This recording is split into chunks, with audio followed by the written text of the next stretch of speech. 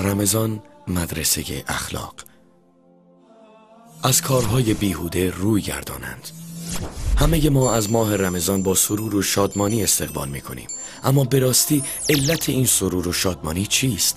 برخی از مردم ماه رمضان را ماه سرگرمی و رفاه طلبی قرار میدهند و وقت خود را پای تلویزیون و دیگر رسانه ها میگذرانند و حتی مهمانی ها و شب نشینی هایی برگزار می کنند که آکنده از معصیت خداست، در صورتی که رمضان باید متفاوت از سایر ماه ها باشد.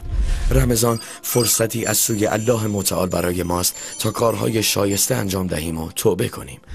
رسول الله صلی الله علیه و آله و سلم ما را از هدر دادن فرصت رمضان برحذر داشته و فرمودند: خار و زبون باد کسی که رمضان را دریابد و گناهانش آمرزیده نشود.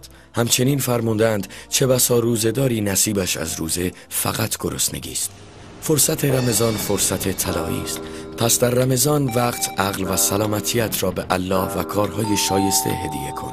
شب گرچه برای برخی از مردم زمان روی آوردن به کارهای ناشایست و بیهوده است، اما حقیقت فرصتی برای انجام عبادتهای بزرگ است.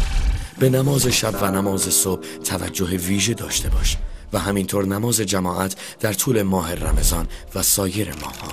خانه و جلسات خانوادگیت را از هر تهمت و غیبت و سخن ناشایستی پاک بگردان و همواره این فرموده الهی را در وصف مؤمنان مد نظر داشته باش که می‌فرماید: و آنان که از کارهای بیهوده روی گردانند.